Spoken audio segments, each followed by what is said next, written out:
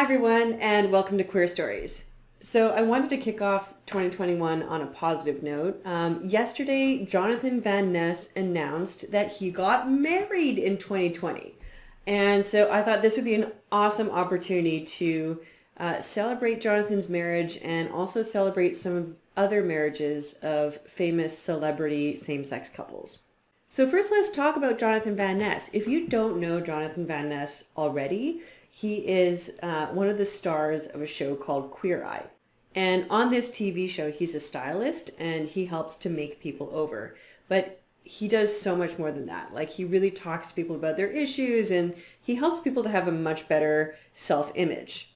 One of the things that I love about Jonathan is that he is unafraid to explore gender and just throws all gender norms completely out the door whenever it comes to what he wants to wear.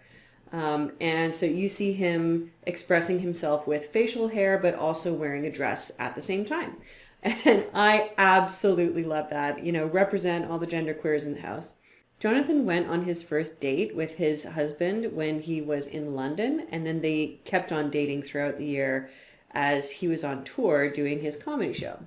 So congratulations, Jonathan. And I want to talk about some of my other favorite celebrity couples now. Hands down, one of my favorite celebrities ever is Neil Patrick Harris. And he married his husband, David Burtka, in 2014. The two of them actually have 2 children together. And what's really interesting about the way that they had kids is that they had twins with a surrogate. But when they did the surrogacy, they didn't know which twin belonged to which father. So that's kind of a secret. They have guesses of which one belongs to which, but they kind of just don't want to know, right? Because it's their kids together and obviously they're raising them as a couple. So yeah, I think that's a really, really interesting way of doing it. And they're pretty lucky that both twins implanted that way so they were able to have that experience in that way. And the twins actually just celebrated their 10th birthday in 2020. So if you think about it, that means that they had the twins back in 2010. If you don't already know Neil Patrick Harris was the Doogie Howser of my youth. And so everybody knew him as Doogie Howser back in the day. But those of you who might know him more recently, he played Count Olaf in a series of unfortunate events, and he's just been in a bunch of stuff. He's like super, super funny. If you have not seen it already, I highly recommend that you look up Dr. Horrible's sing-along blog. That sort of like, I just remember watching that with all my friends when we were growing up. It was the best thing ever. We would go to How I Met Your Mother events together. Right. And everyone knew David and that we were a couple, so I wasn't hiding anything, but it was just never a big announcement that I was needing to make. However, I felt like at a certain point, red carpet things became complicated. Because I'd go down the red carpet. If I went down the red carpet and he didn't go with me, it looked like a slight to him. Right. And if we went down the red carpet together, then it looked like we were making some sort of announcement. And so it just always felt a little uncomfortable. Yeah. You know? And isn't it interesting, once you actually came out, that was like it's like a non-starter. Like, you're one of the few actors who's been able to come out and absolutely nothing happened to your career. Everybody's so afraid of making that announcement or letting people know. So next, I want to talk about George Takei and his husband, Brad Altman Takei. So George Takei and Brad got married in 2008. And you probably know George Takei from Star Trek. He was the original Sulu on Star Trek. What I think is really interesting about George is that George lived through some really interesting things in his life. Not the least of which was that his family was sent to an internment camp in the United States in World War II because they were of Japanese descent. And I think that left a long-standing impression on him.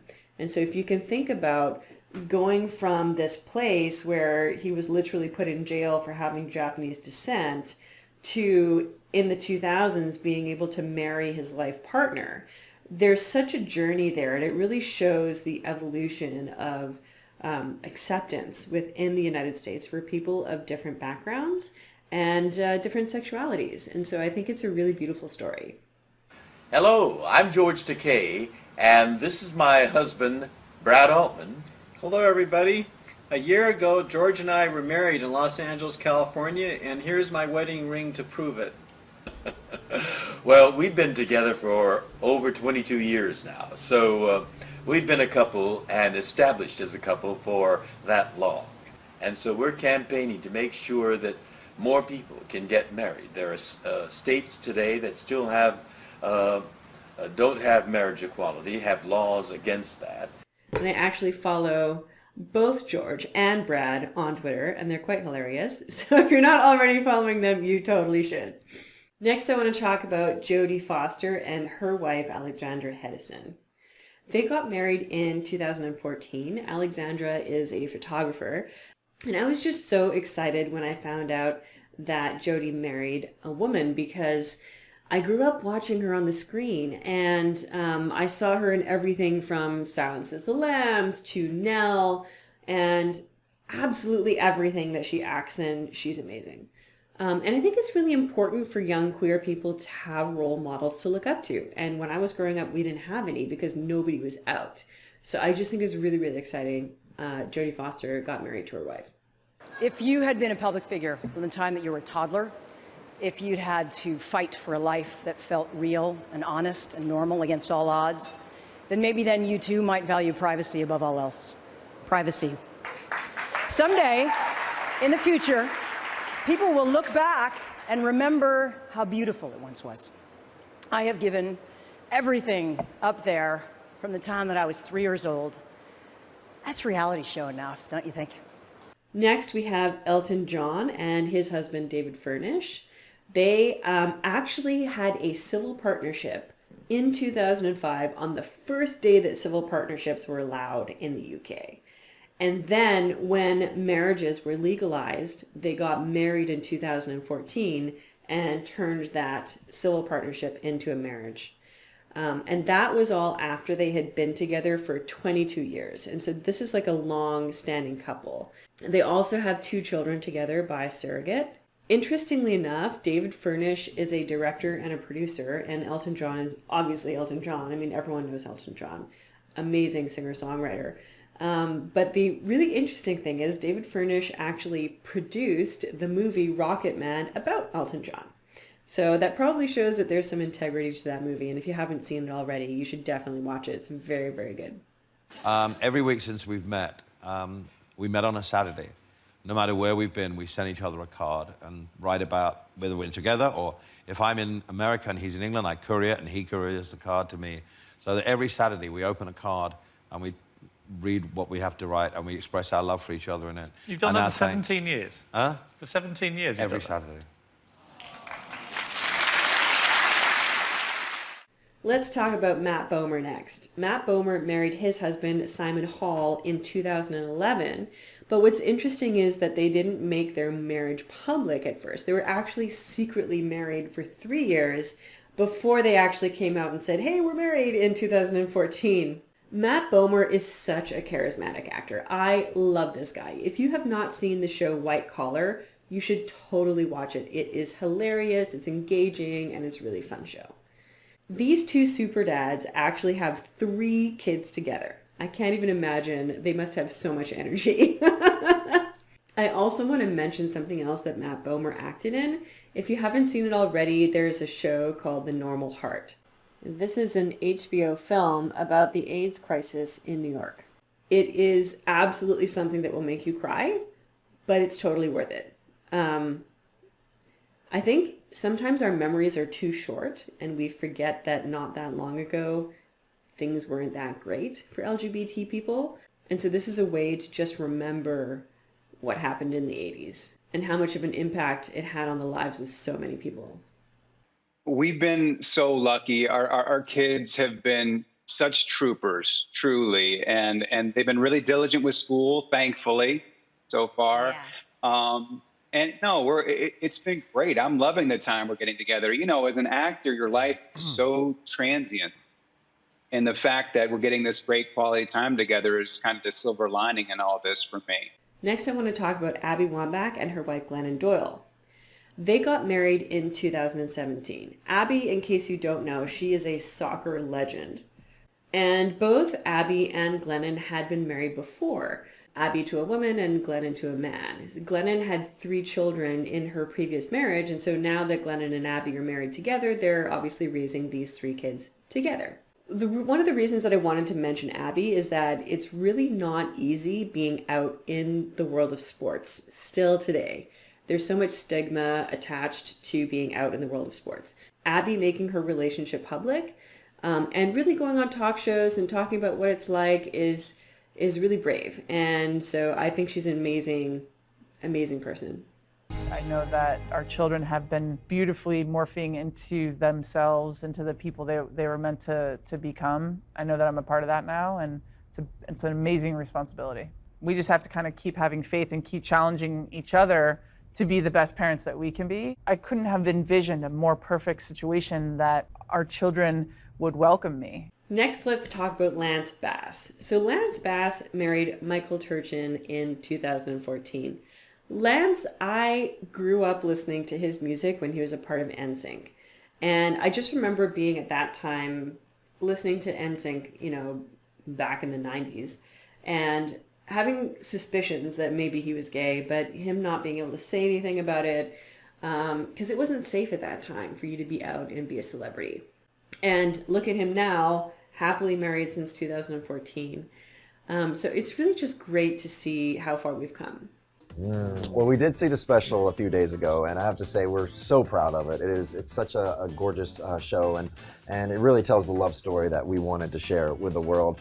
But I think my favorite part of the whole special is when you see our parents walk us down the aisle, because it speaks volumes when, especially my parents who are, Southern Baptist, Republican, conservative parents walking down their gay son down the aisle, I think is just amazing. And then lastly, my absolute favorite, Tig Notaro. I love, love, love Tig Notaro. She married Stephanie Allen in 2015, and they have 2 twins together. So Tig is a stand-up comedian, and if you haven't seen her work, you have got to check it out. You can actually see her documentary Tig on Netflix, but she has many other works that she's done as well. You can search her on YouTube. Tig Notaro, if you haven't seen her, watch her right now. One of the things that's really interesting about Tig is that she's a cancer survivor, and she had a double mastectomy, and she was not afraid of sharing pictures of what she looks like afterwards, and really kind of getting up there on stage and saying, I'm still a woman, and this is what a woman looks like. So I think she's incredibly brave. I think she has a wonderful journey and a wonderful story, and I will forever love this woman from afar. So I just wish her all the best. She's a hero. What is your latest prognosis? I had surgery. I did, yeah. Double mastectomy. Who's your doctor, the Fonz? So because this video is getting a bit long, I'm going to put some honorable mentions coming up next. I can always do another video on celebrity same-sex marriages if you like, because there's so many. But before I just close out here, I just want to mention that there's a lot of places in the world where you can't get married still. And there's a lot of places where you can't even be out as a celebrity. So I just want to say that I think it's really brave of all of these celebrities, not just to have relationships with people that they love, but to share that love with the world. And I think that really helps to, humanize what it means to be somebody in the LGBT community, because it's not just something that you can label as other. Right now you have a face and a name, and you can see the love in the pictures and on the screen. And I think that's just so important. If we didn't have these brave people coming forward and saying, yes, we love each other, I think we would not have progressed as far as we have as a society. So I just want to thank them so much for being brave enough to make their love public.